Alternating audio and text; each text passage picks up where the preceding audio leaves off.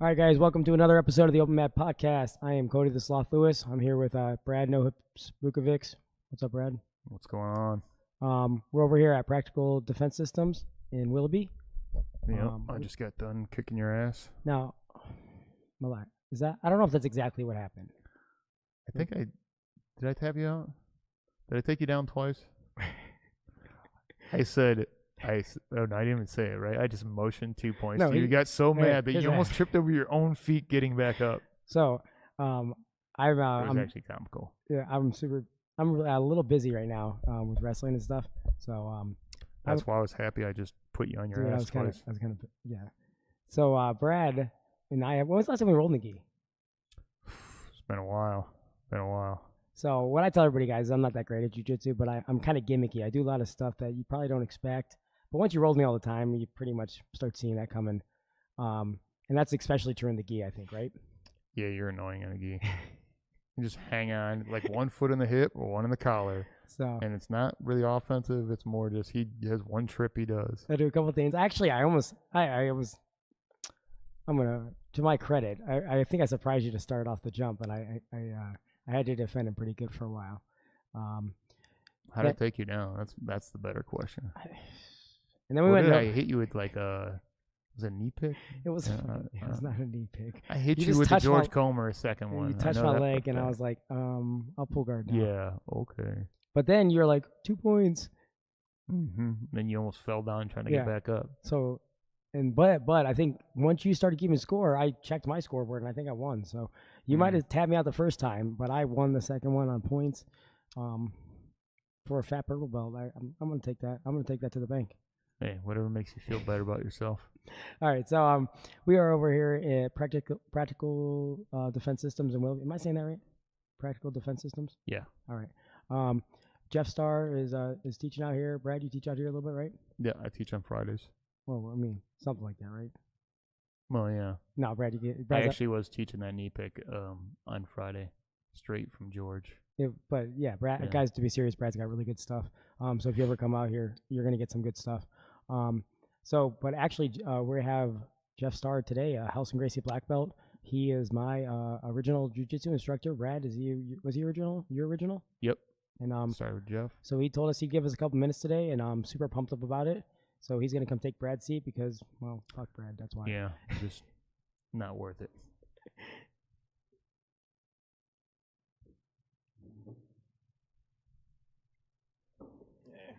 Hey Jeff, how's it going? Good, Cody. How's it going with you? Oh, awesome. So, like I was just telling everybody, this is your guys' place. You can see it in the background, pretty nice, clean. What do you have to say about your place right now? It's been going really well. We've just been trying to hit some advertising and get some more students in, but we do got a good group going on, and I'm pretty happy about everything.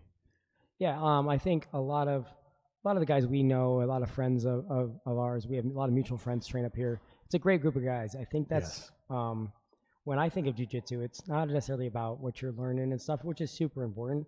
But I think when you have a group of guys that you like training with, it just makes it so much better to come. And I think that's something you're promoting here, right? Yes, I really believe in the camaraderie, no biasness towards any martial art. We accept everything, try to learn everything, and that's the way I feel that we should grow as a good martial artist. Yeah, and so I started. So you were teaching at Griffin when I started a long time ago. So I actually started. That was the first time I did jiu-jitsu in a gi, and I remember rolling with you the first time, and it was kind of the coolest thing, like in my mind, for a guy. Like it felt like you let me do whatever I want, but in the end, you were just like basically let me hang myself, and I just thought that was kind of the coolest thing. Kind of, what do you, if you had to explain your style of jiu-jitsu, how would you explain it? I really believe in structure, foundation, the basics, posturing, all that. That's probably my strongest point. I learned a lot of that from Hickson.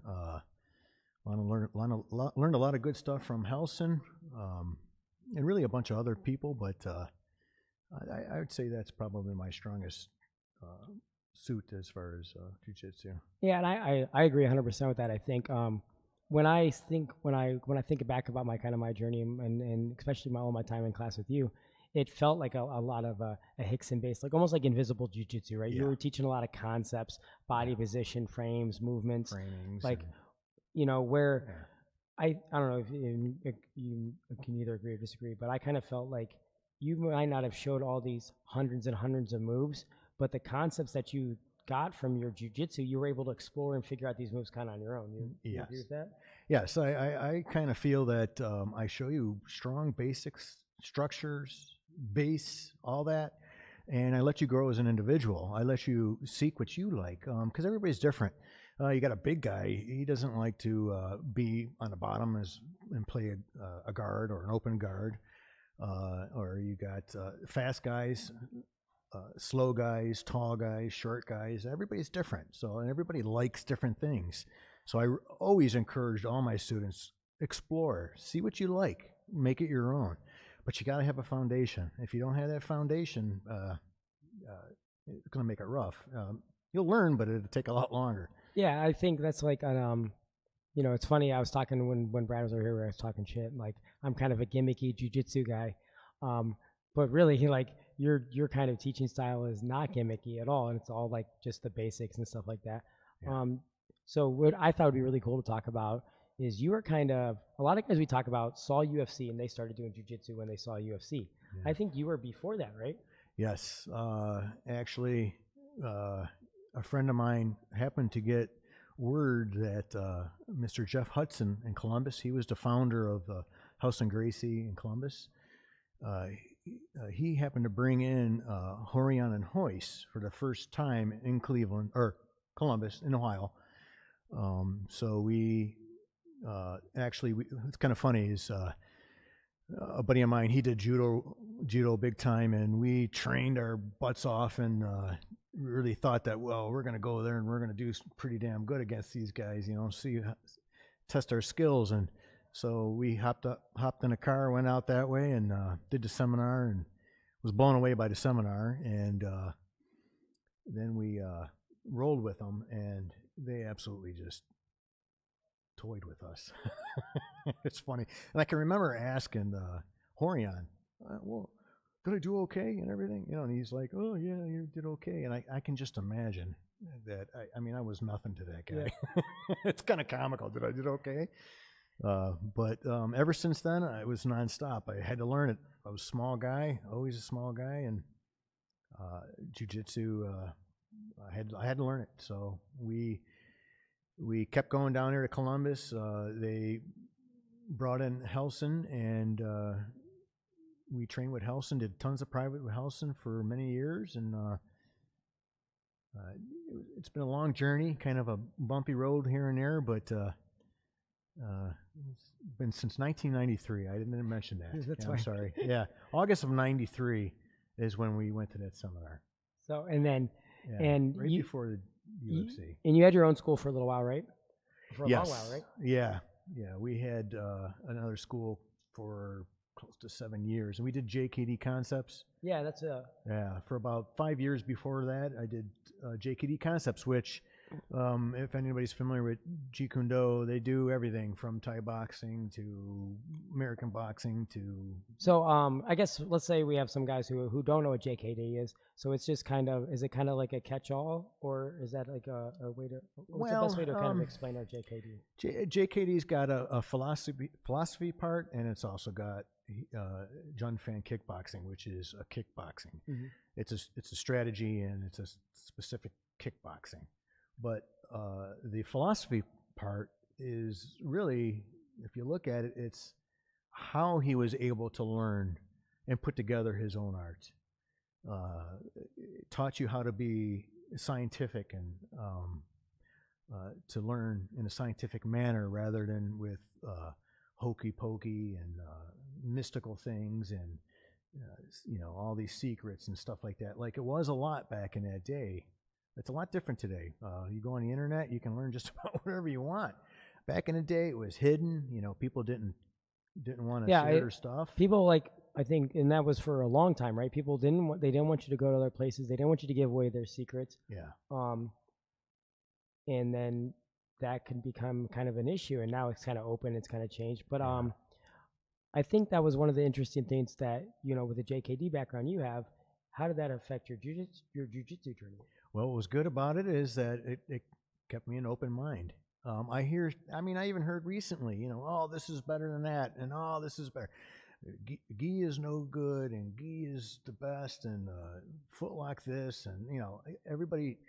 Don't get me wrong, people tend to have favorites, but I'm a firm believer in learning everything. You got to learn everything, and you're going to fall towards your favorite, but in order to be able to defeat the other stuff, you have to understand it. So you got to learn everything. Yeah, and JKD, we're doing the JKD, and then it probably really helped that you went towards like kind of Helson style, because Helson's a lot more street based too. Is that correct? Yeah. Helson, he was undefeated for 23 years. When I met Helson, he was young. He was, I think, 40, I believe. So he was had a lot of. So was he crazier? Was he crazier then, or do you think he's gotten? Actually, I think he was crazier then. Like, as far as you didn't play no games with that man, because he'd take it to you. We had him on. We talked to him the other day. He was really fun, man. He's a great dude. It was actually my first time I'd ever had the opportunity to sit down and have a seminar with him, and then actually talk with him. It was really, really cool. So then you were at Griffin Hall for a long time, right? For a long time. How do you think how did that feel? I guess doing the MMA, kind of like you had a lot of the MMA guys come in and taking your class and stuff like that. Well, I was asked to teach jujitsu and straight up jujitsu. The MMA guys, I kind of did MMA in a sense when MMA was not around. So that didn't really bother me. It just it kind of held me back. There's a lot of stuff. I do stand up. I do weapons. I do everything. So I was so limited just to a couple days of grappling, and that was it. I mean, I couldn't even really do much stand-up grappling at Jason's place because of time limits. And, it kind of hindered me a little bit. But I was kind of very. I didn't want to own my own school and stuff like that. I was kind of like, I just want to teach and live a kind of a regular life, Well, I'm glad it worked out, because then our paths crossed, and I just I think back to like the first couple of times I started coming there, and I remember I actually started. So my like little story is I wrestled in high school, and then I was kind of like looking for something, and I went up to this place in Ashtabula. It was like Japanese jiu-jitsu, and like we did it, and then me and my buddies kind of like we watched Roy Dean's Blue Belt requirements, like the video, and we just went through that for a long time, and then Pito showed up to the place in Ashtabula. So Pito showed up and just put the work on me, and I was like, dude, what are you doing? What are you doing? He's like, you should go up to Griffin Hall. And I went up there, and I remember you wrote the first you made, like it was so welcoming. I remember it was a Saturday. It was super cool. I think you and Sturmack were there, and you both were like super nice and like welcoming. And then you're like, here, what? I'll roll with you. And you just the way like you beat me in like so many different ways. I was like, this is awesome, and I was just hooked because I'm like, I got to figure out what's going, how to learn this. And then like I said, we went for a long time, and I think look at you now though. Yeah, probably some of the funnest rules. I think me and you probably had to, like when I look back on my time at Griffin Hall, I learned the most rolling with you, because I think we both took a similar style where we just kind of wanted to learn the art instead of not trying to necessarily hurt somebody.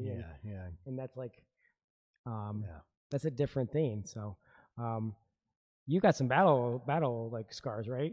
Yeah, I've before, like I said, the UFC was really out and about. We were kind of doing MMA, but we didn't have good equipment, so I really got beat up, and we really beat a lot of people up too. So we went through. I broke my nose. I mean, I sprained my ankle, and just a bunch of stuff. And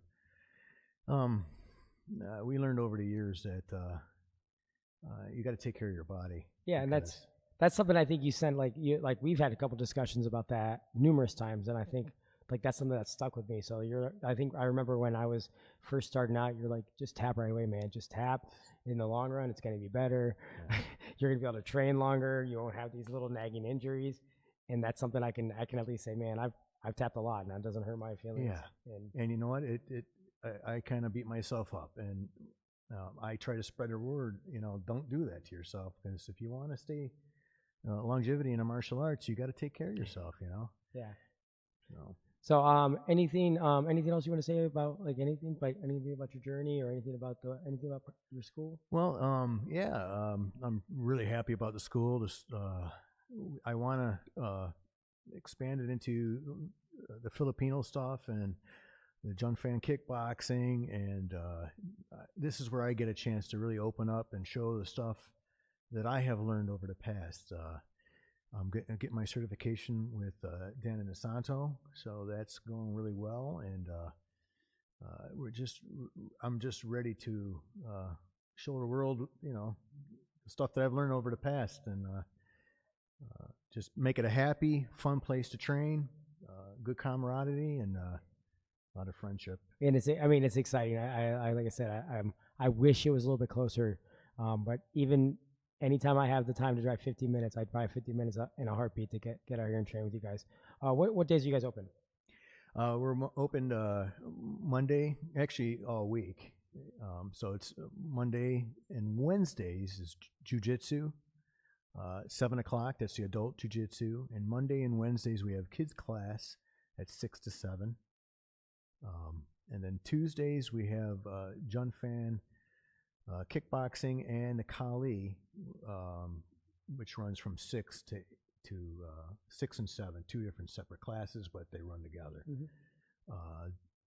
So it's Monday, Tuesday, Wednesday, and then Thursday I do a Junfan kickboxing, and then we do nothing but a stand-up grappling. That's one of my weaknesses, so I'm really concentrating on it now. And then, as you heard, Brad teaches on Friday. He does a no-gi. Awesome instructor and friend.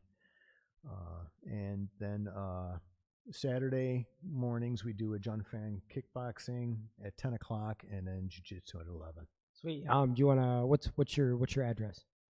It's 3841 Western Parkway, Unit C. You'll see the big Practical Defense sign on the door. And everybody's welcome. It doesn't matter whether you're a housewife or want to be some kind of... we let Brad show up and he doesn't even have a hip, right? Yeah, right. So, that's... But, so wait, before I let you go, okay. Brad told me that you were, back in the 80s, you were doing the break dancing. Is that true? No, well, I used to dance a lot. Yeah. Brad said you were taking cardboard with you everywhere, and is he telling the truth? I don't know about that. I used to dance a lot. No, Jeff, seriously, thanks for taking the time. Thanks for just being my instructor, and I appreciate it, man. I've learned so much from you. Appreciate taking the time. And thank you so much for being a friend, Cody. Man. Yeah, man. I really appreciate you guys. So seriously. I'm excited. You guys come out here, come see Jeff, man. He's got so much knowledge. Thanks. We're gonna let No Hips come back and talk, I guess. Thanks, Jeff.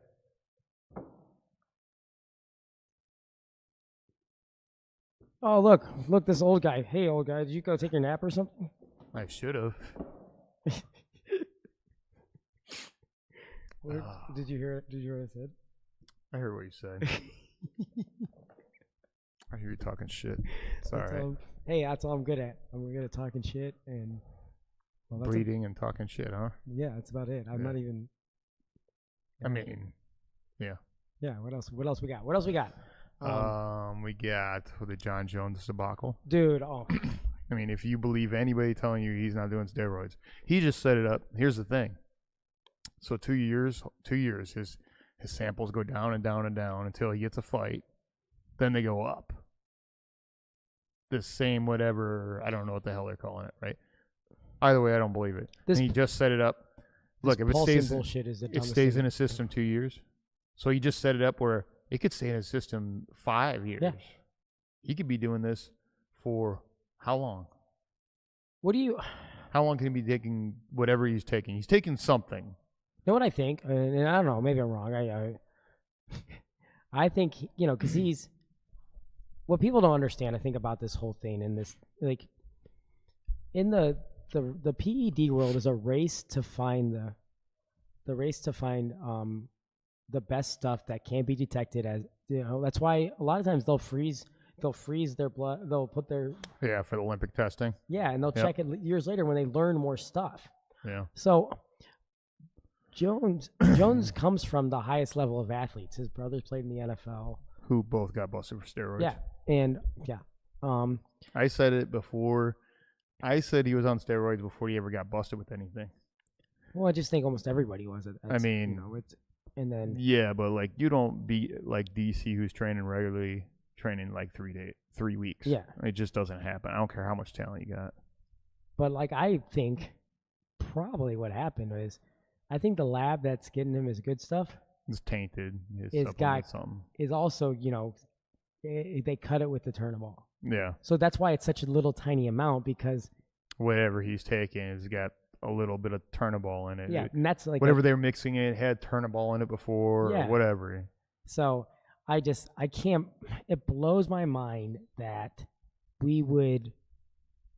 Like I understand the UFC's standpoint. The UFC is a promoter; they're trying to make money. I get why they would be willing to risk everything to just make money. That's what they are.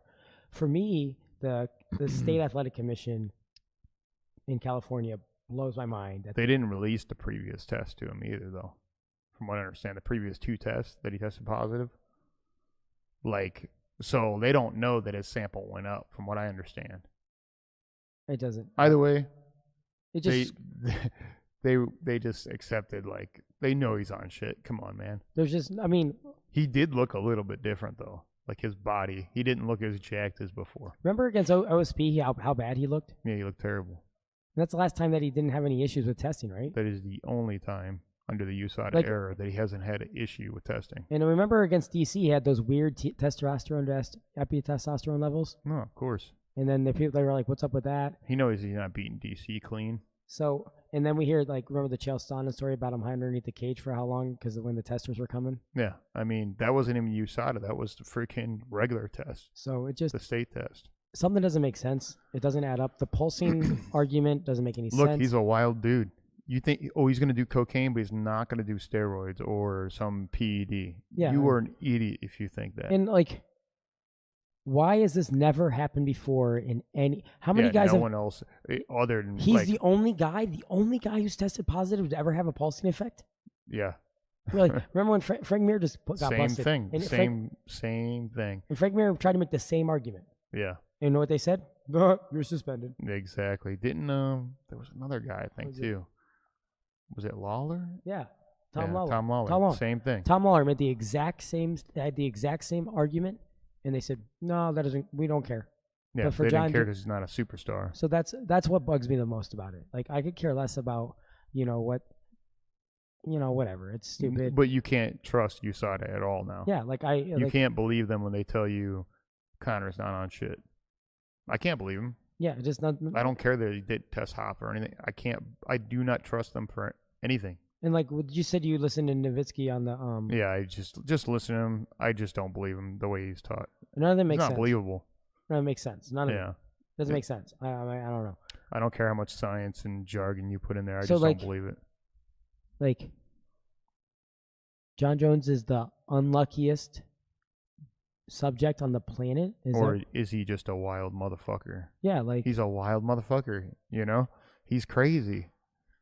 Now I like John Jones more when he's kind of real and just an asshole. Yeah, that's who he is. At least then I'm like, well, that's what he is, I can deal with that. It really bugged me when he pretended to be this super nice guy and he's just like, oh, I'm such a huge Christian and blah blah blah blah blah. And meanwhile, he's hitting pregnant ladies and running away and. Oh my gosh! And that's a dumpster fire. Yeah, he's a mess. Now him. Oh, about that card though. How about Nunez knocking out? Yeah, that was. I'm glad. You know what? I'm glad. I was like, I knew I didn't think she'd have the cardio to go long distance, right? Coming up a weight class. And I could see it in the way she came out there. She just was ducking and chucking. She was like, you know what? If I land one of these, didn't you feel like that? For the first 2 punches she threw were just I can dig it. Right? from her hip, just What's wrong with boom. No, that's the best chance she had, and she took it. And I mean, the rest of the punches she landed, counter punches, were technical, but she was definitely ducking and chucking, hoping to land something off the bat. I think. I mean, I always respect anybody who does that. That's kind of how That's how you live your life. Like you just gotta throw, man. Just throw overhands. Yeah, spam the overhand. It's kind of what she did. If you watch the punch she landed like against the cage, she's like, oh, her boxing is so technical. Dude, her head was turned this way and her punch is over here. She's not even looking where she just. I think what I and she's throwing hard. Like I'm not some amazing boxing, but I'm not.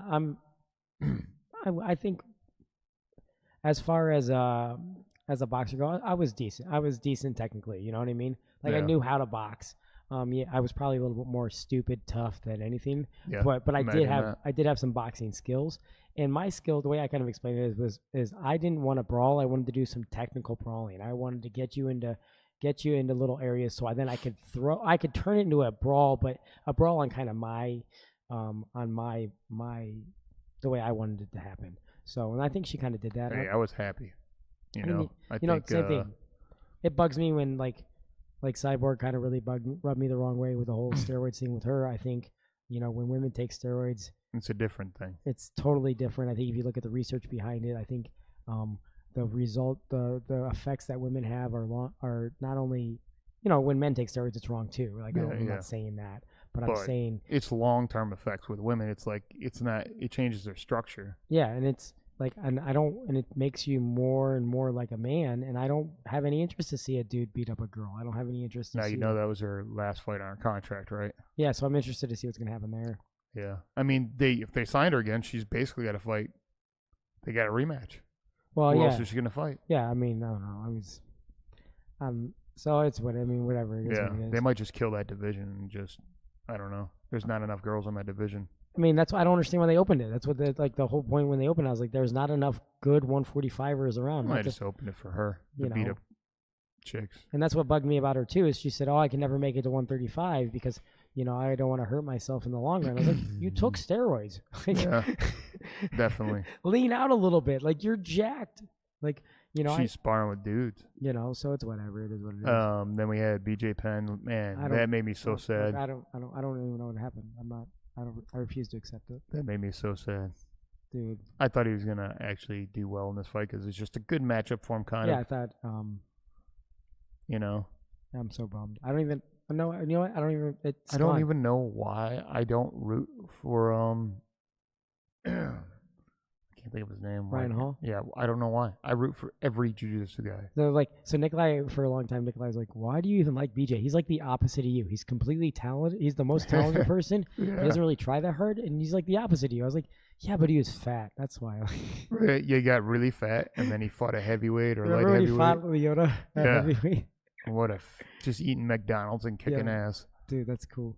But so I refuse to accept that fight happened. So basically, he's your hero. Yeah, I erased that fight from my mind. It's gone. I understand. I don't even accept. I refuse to believe BJ's fought in the last 3 years. Yeah, no kidding. I mean, it's hard to watch. He was always one of my favorites too. Also, we had Chad Mendez losing. Yeah, I didn't see that. Mendez retiring. Yeah, I mean, good. I mean, it was a good fight though. Yeah, I like Chad. I like Chad a lot. I thought he was a good dude. Then you got UFC 235, which dude, is I am freaking stacked. Have you seen TJ's? Any of the stuff TJ's been putting out? No, I haven't paid attention. Do you think he's gonna make 25? He says he can make it easy. That's what he said. I think he's gonna have a rough time making 25. I think he was still over. I think he was over 50. Is he on that card? Is he on 235? Isn't 235? No. Am I mixing things up? 235 is Jones and what's the young Anthony Smith? Oh, when is wait. Well, then we're jumping out of order. When? Yeah, I just saw this card today and I was like, man, this thing is stacked. I thought you were talking about TJ and Dillashaw and Cejudo, man. No, that's gonna be a good fight though. I'm pumped up for that one. I think It'll be interesting to see. I don't know. Oh, that's the first one on ESPN, isn't it? Is it on their freaking streaming app? Yeah, it's on ESPN. No, I Plus. heard this is how it's gonna go. I heard they're doing the prelims on their app. Then they're gonna do like a mid card on ESPN, and then they're gonna go back to the main card on their app. Yeah, that's what it looks like. That is the dumbest thing I've ever heard in my life. Yeah, well, I mean, that's what ESPN. Do you hate viewers? I mean, ESPN paid for all that money for people to get into the app, you know. Yeah, but do the prelims on the freaking ESPN and do the rest of the card on that. Don't go back and forth 3 times. Dude, this is gonna be kind of cool though. Stupid. What do we got on the card? Dude, Henry Cejudo Dillashaw. That's, to me, that's sweet. Yeah, it's been a great fight. I hate that I can't call that. I hate that they're basically using this. UFC wants TJ to win so they can just kill off the 25 division. Yeah, I mean, I think Cejudo wants to go up anyways, honestly. Yeah. And I like Henry Cejudo. He's a wrestler, gold medalist. Good he dude. made a lot of adjustments. Greg Hardy is the co-main event? Yeah. Oh, that's right. That piece of garbage. Yeah, I don't know. I mean, he's probably against somebody that can't beat him because that's how they're going to match him. Alan Crowder, he's 7-3. It's a definitely winnable fight for Greg. I'm not, that's what it is. Yancy Medeiros is in Gregor Gillespie. Is that how I say that? Gillespie's undefeated, so that should be interesting. Joseph Benavidez, Paige Van Zant's on there. Ooh, Glover's fighting? I didn't know Glover was fighting. Oh, the 2 hottest chicks in MMA are fighting pretty much. Oh, really? One girl's like 4-4. And she's the chick that got hit in the. Remember, she got hit in the face. Oh, okay. So they put the abuser on there, and then they put her on the same card. Genius. Oh yeah, that's fun. You know what? That like somebody was talking about that, and I was like, I doubt the UFC even really thought about it that way. They probably didn't. Yeah, care probably not. Donald Cerrone's on the ESPN portion. That's right. Yeah. And John Lineker. He's got a tough fight. I think that dude's really tough. Yeah, from what I understand. Yeah. That's it. And then Dennis Bermudez. I like Dennis Bermudez a lot. Yeah.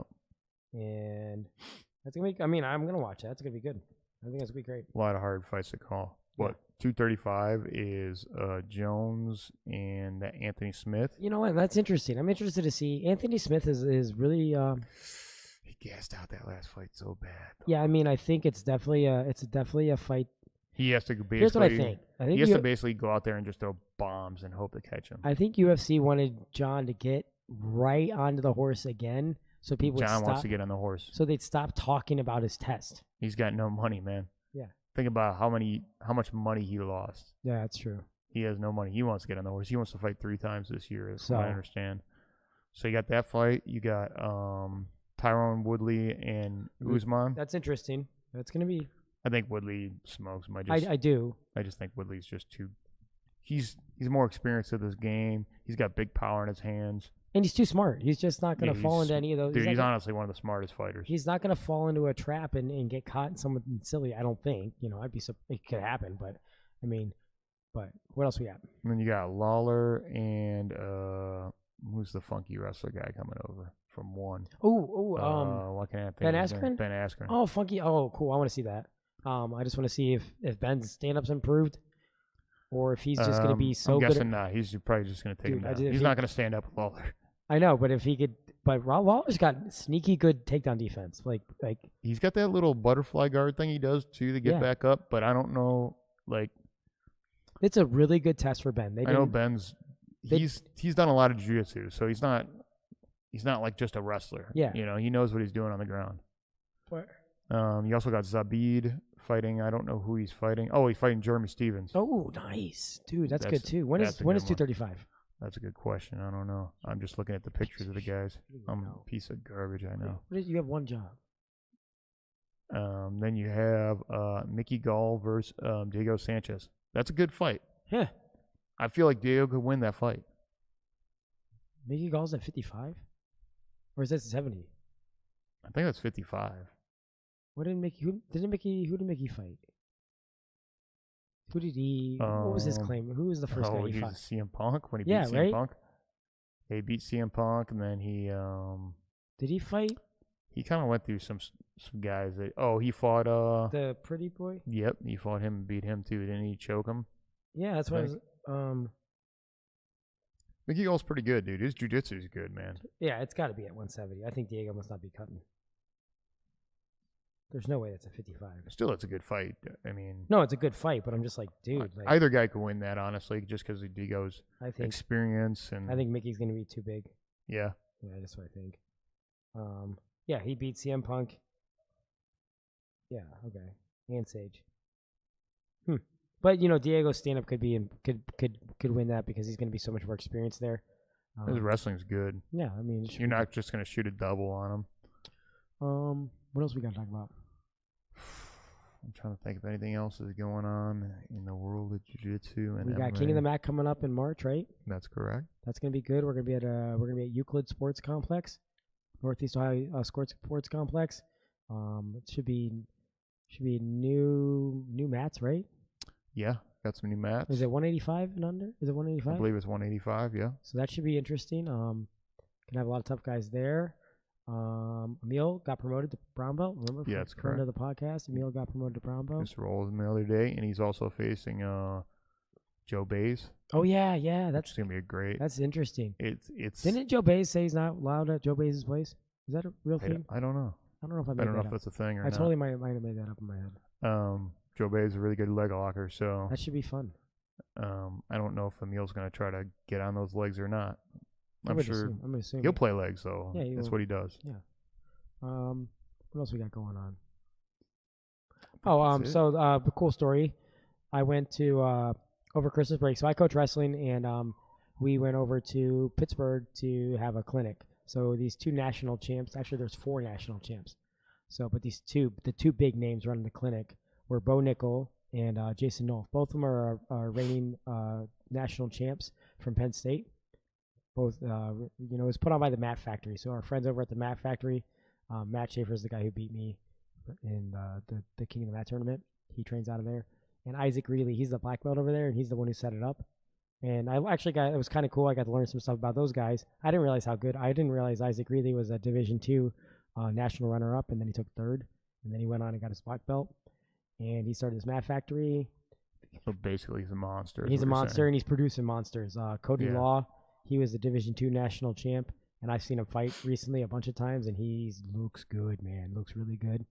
So anyhow, Bo Nickel's just a freak, man. He's just a freak. He actually won the national title for Penn State last year. I don't know if you follow college wrestling that much. No, I don't follow. But Ohio State they had a shot to win the national title, probably against Penn State, which Penn State's so good right now. That's just amazing that they were even able to catch up to them. And Miles Martin took Bo Nickel down right to his back, and Bo Nickel rolled it through with a cement mixer and stuck him, and that basically sealed the national title for Penn State. It was that good. It was that crazy. So anyhow, he's teaching all this stuff, great stuff. I'm coaching, and I look over and I see these guys rolling around.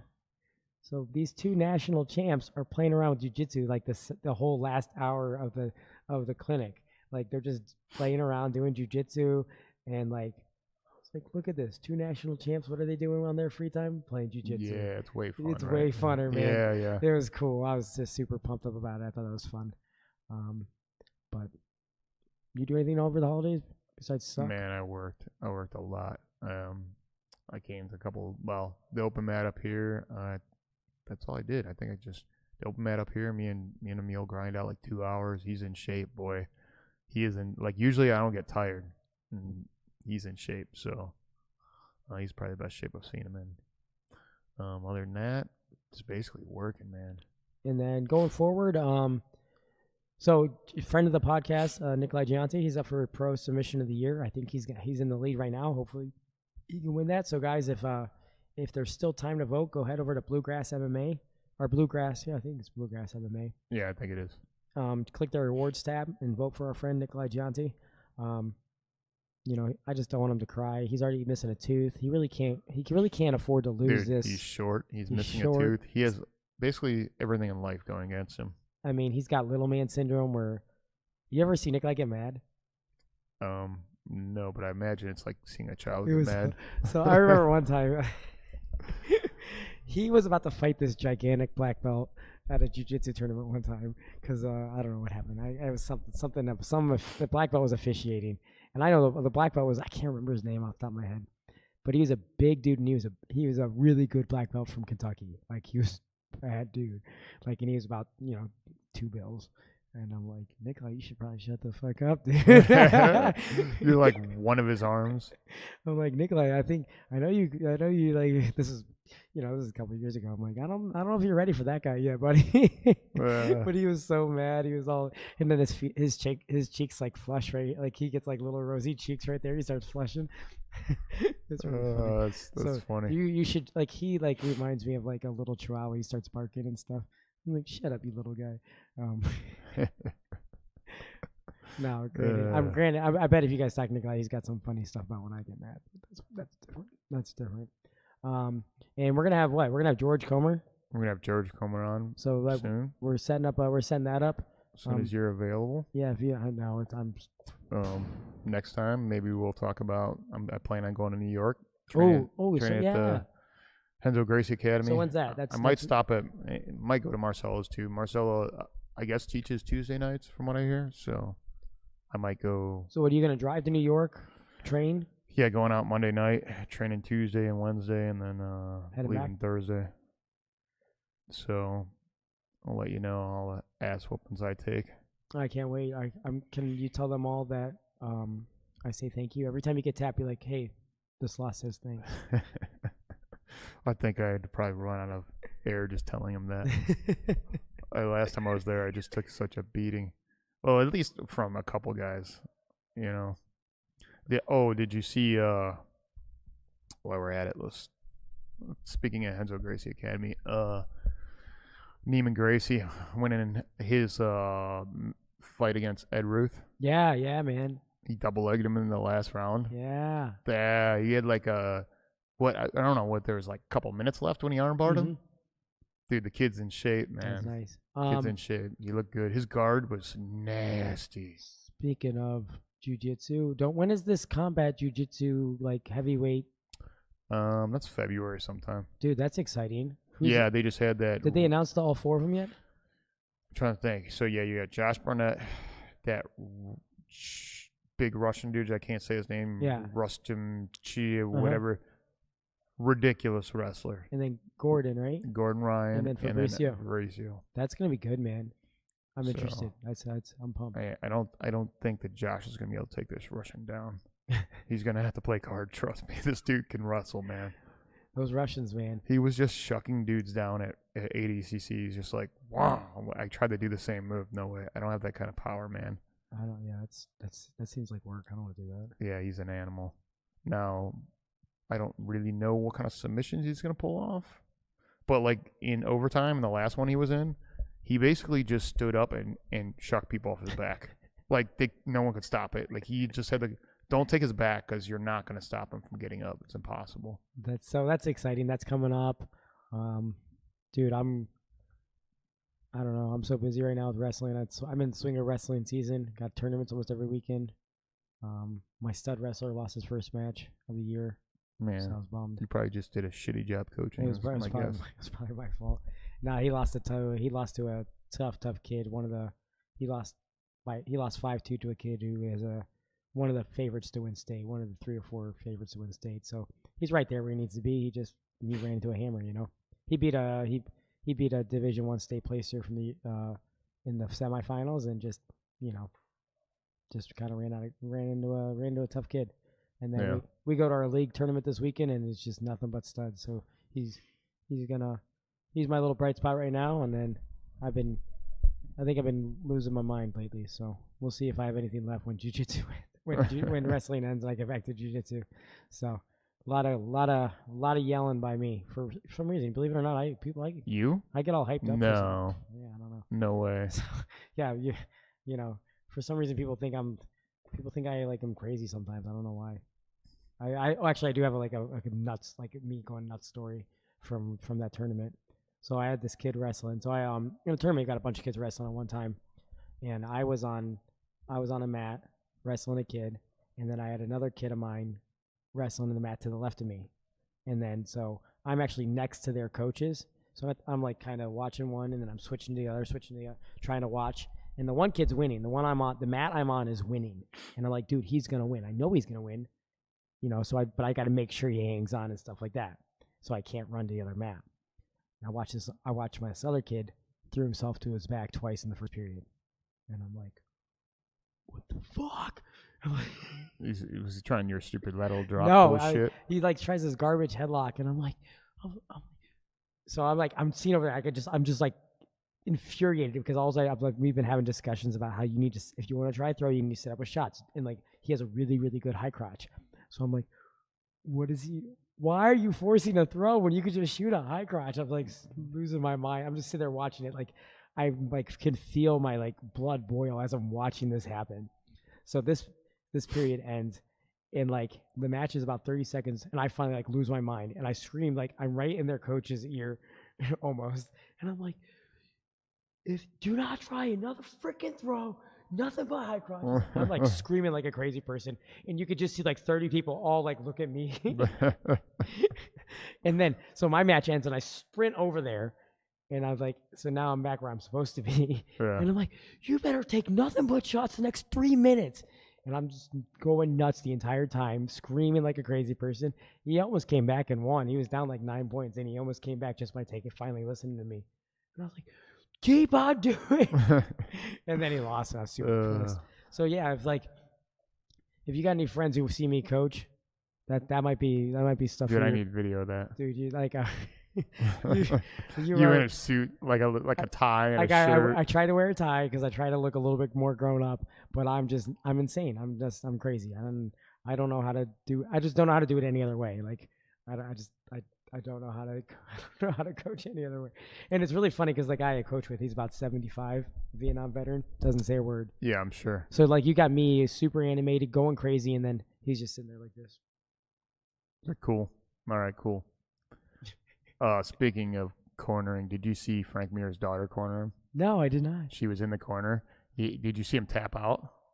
Yes, I saw that. The roof of his mouth. Yeah. I guess his upper jaw was broken. Yeah. His teeth were bent back. He was trying to pull his teeth out, bro. That's how tough he is. He was trying to pull his teeth straight. I did that. Well, yeah, you're just stupid tough. No, too. This is You didn't have the roof of your mouth broken though. No, no, it wasn't the roof. So no, did I say how I broke my tooth almost last year? I almost knocked my entire front tooth out. I remember you saying that. So what happened is I was wrestling a kid, and he was a little guy, and I didn't want to crush him with my fatness.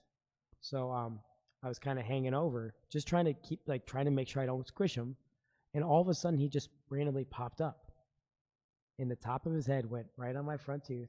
It knocked my front tooth all the way behind my bottom teeth. Jeez. And I'm freaking out. I'm like, oh, shit, oh, fuck.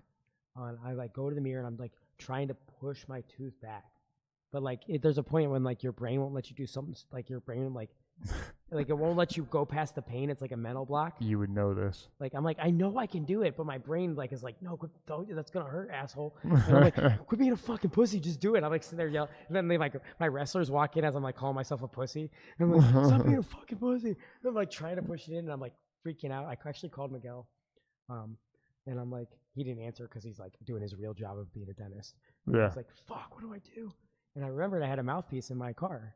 So I ran into my car, with my tooth hanging out. Ooh. Grab a mouthpiece, and my wrestler's what are you doing? I was watch this. And I was and I just bit down as hard as I could, and it shoved it all the way back up. And that sounds terrible. When it worked. Miguel made me Miguel said it was turning gray. He told me to come back in and get it looked at because the tooth was going to die. My God. But then they did a root canal, and both the dentist, him, Miguel, and the other guy he worked with, the dentist he worked with, were dude, that's the best thing you could have done for it, though. He's granted you had to get a root canal, but you could have just wore that fucking mouthpiece while you're wrestling. I did for the rest of the year. I bet you did. I was dude, all the time. That's what happened to Frank Mir, though. Do you know that? Yeah. He dropped his mouthpiece out of his mouth. He tried to tie the guy up to get a break, and the ref didn't give him back his mouthpiece, and he got clipped. It's and there was a break. There was a good break in the fight where they could have just, what I'm saying? He could have just put it in, not even broke him with a position or anything. I don't know. I don't know if he was going to win that fight anyways. He won the first round, but the second round, I don't know, it's kind of rough. He's not looking real good. His gas tank has not looked. His takedowns look better though. Yeah, he's just. I mean, He's just his gas tank is just. Well, he's also not used to taking people down. He's getting up there too, you know. I mean, in that jiu-jitsu tournament he did, my God, he looked like he's 90, bro. He did look old, but Frank, we don't mean that. I don't. Brad means it. Beat the shit out of Don't Brad. find me, Frank. Beat up Brad. I like you. I've seen you break bones. I don't want any of that. But yeah, that's all I got. What else you got? You got anything else? I think that's it. All right, that's all we got, guys. We got some more stuff coming up. Thanks for listening. I hate Brad. He's a piece of shit, and he did tap me out once today. Yeah, I don't remember what I tapped you out with. That's how much it meant to me. It was a fucking wrist lock. I think the last 3 times I tapped you out were wrist locks, actually. I think, like, the last 2, so not this one, the last 2 were nasty. Like, the one was nasty. It hurt my wrist. And I think I had, like, a little memory of that, and I tapped out like a pussy. After I tapped, I was like, fuck, he didn't even have it. Why'd you tap, you fucking pussy? I left you such a vivid memory in your mind. I was so mad. I was not. And then there was like 4 seconds left. I was like, yeah. I bet you that pissed you off even more. Because you didn't know what was left, did you? I did a bad job reading the clock today. Yeah, you were bad on the clock today. I was fucking around with Citizen, and I thought I had like an extra 30 seconds. So usually I like not to be a dick. I'm not trying to be a dick. No, you are. A little bit.